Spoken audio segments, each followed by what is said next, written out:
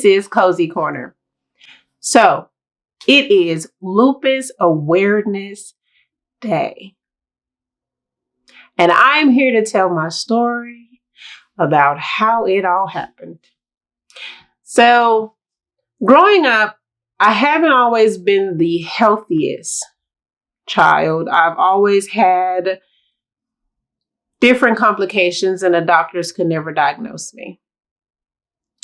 And in 2010, that is the year that I finally got my answer. I prayed and I always wondered what was going on. I would have all types of symptoms, hair loss. The vessels in my eyes would rupture to where they're bloodshot red. Swelling of the tongue, throat, and lips. Hives, body covered in hives. Dehydration.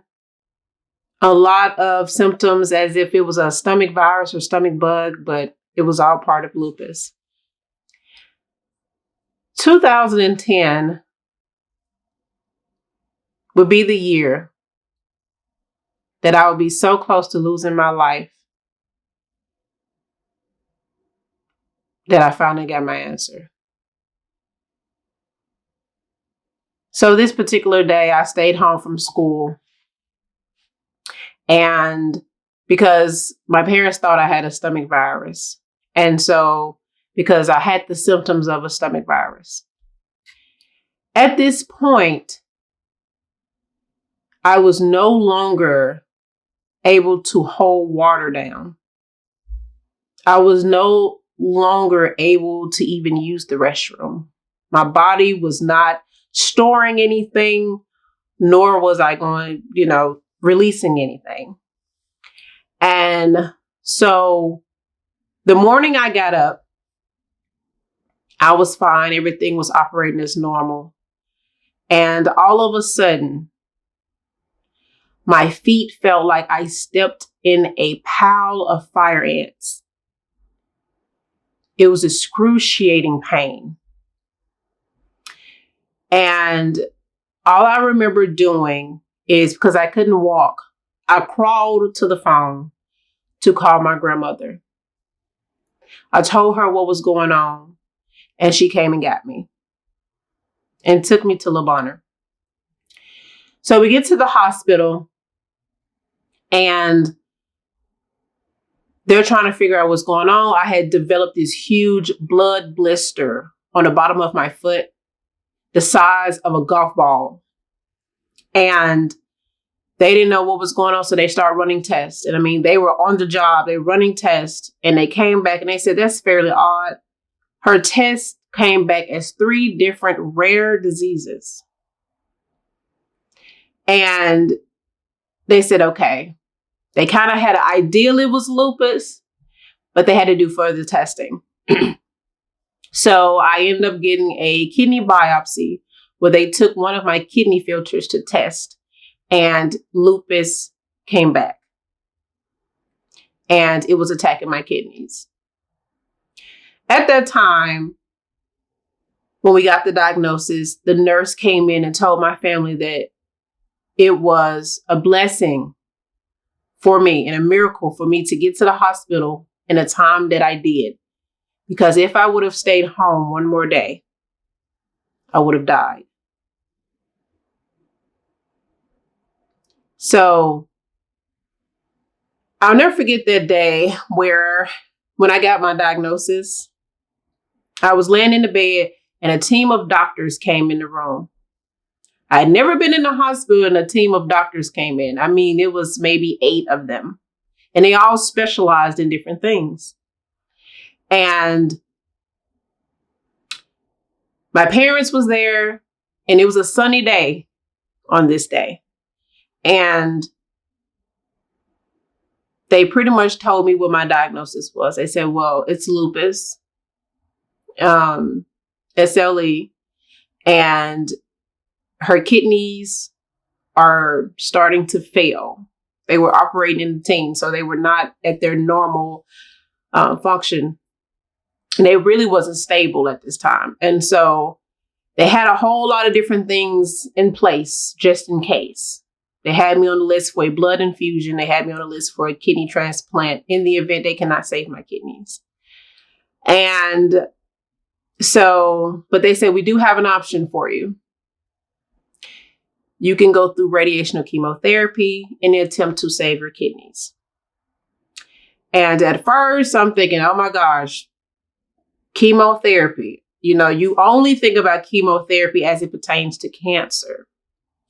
And so I'm like, okay. And they tried to reassure me it's not as aggressive as cancer. You don't have a lot of the side effects. It's very rare you have the side effects. And, you know, they let my parents know and myself that lupus was not something you can cure, but it can be managed to the point where you get in remission. Remission means your lupus is under control and your immune system is kind of at rest to where it doesn't attack your organs. And so for me, I wasn't opposed to it because I'm like, whatever is going to get me well, let's go for it. Because I had been sick for so long without a diagnosis. I had been to so many doctors, so many specialists. No one could give us an answer. And so I didn't think that the road ahead would be so difficult for me. So after that, they let me know several rounds of chemotherapy. And there was a ton of medication I was on. I was taking so many medications in combination with the chemotherapy to where I lost my taste and smell for an entire year. And that kind of scared me a little bit because I'm like, okay, will this be a permanent thing for me that I can't taste and smell? So I really was eating just to survive. They had me on a 1,400 milligram sodium diet to be able to maintain my health and things like that. So went through chemotherapy, and lo and behold, I had all of the symptoms that they said that was very rare. And I had the hair loss and the vomiting, things like that. It was horrible.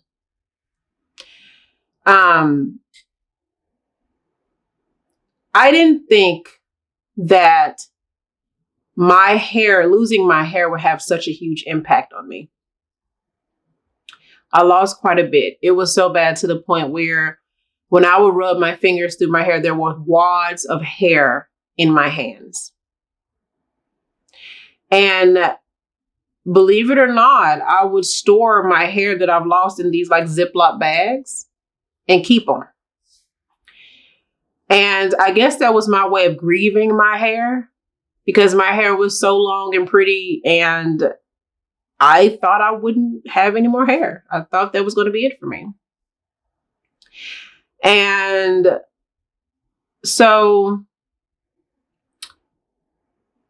at some point through my chemotherapy, I said, you know what? I'm going to take back control. I'm not going to let the chemotherapy take my hair. I'm just going to cut it off. And I wore these plaits on my head. And I used to wear this like netted headband on my head to where it covered everything and it was breathable. So that way my scalp wouldn't get hot. And one day I was looking in the mirror and I had these plaits in my head. And I had the scissors in my hand. And I started cutting. I cut the first plait and I started freaking out. I'm like, what have I done? Well, it's no turning back now. And I cut it all off. Now, of course, you can imagine my parents was very upset about it. But after I explained to them why I did it, they had an understanding. Okay, I could understand why you did that, but it would have been nice for us to know to be able to support you on that journey so you wouldn't be doing it by yourself. And that would be my first time actually knowing what a wig is, because at that time, I was 17 and girls my age was not wearing wigs. So I didn't know how to wear it. My aunt bought my first wig, and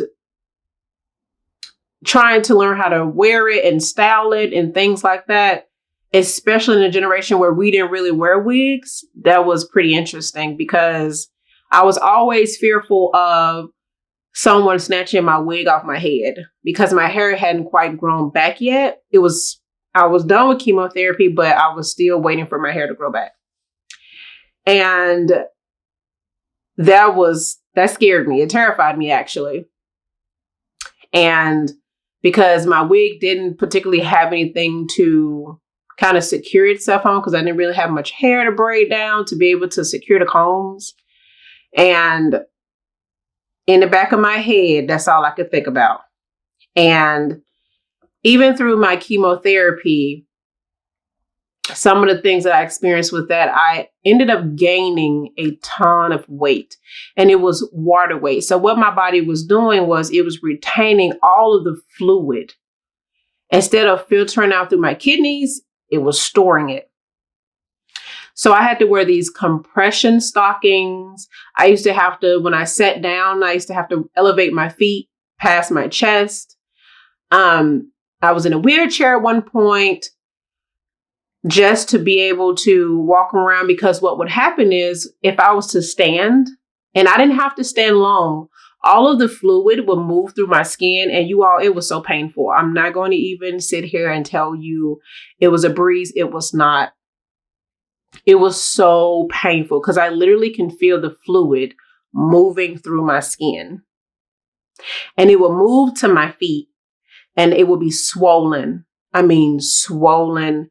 And I used to have to wear these pads. They were like those bed pads you see at the hospital where they're like for, let's just say if you're bleeding or something, they put those pads down to be able to catch most of it so it don't get all on the sheets. I used to have to wear those under my clothes because the fluid would actually come through my pores, which is so crazy, but it will come through my pores and it used to make my clothes wet. So I used to have to wear that. So, and on top of that, the blood blister that I had at the bottom of my foot, they had to lance it. So I had a huge raw gash at the bottom of my foot. So for a long time, I was walking with a limp, and I had to use the other leg to support the weight of my body because I was so, and then when they lanced it, they left the skin there because they didn't want to take the skin off. So that was a whole nother thing because it felt so weird. Even when I was able to walk on it, it felt so weird to walk on it. That whole year, actually, I was in and out the hospital. I had pneumonia several times and constantly having fluid on my organs. And one particular time, which was very scary, I remember I got sick. They let me go home, and I was so happy to go home. Yeah, any chance I got to be able to go home, I was happy because I had been in the hospital for so long. And they said, okay, well, we're going to let her go home. And I went home, and it was for my birthday. And the next day, my parents had to take me right back to the hospital because I couldn't breathe. I was having difficulties breathing. And come to find out that the fluid did travel to my lungs.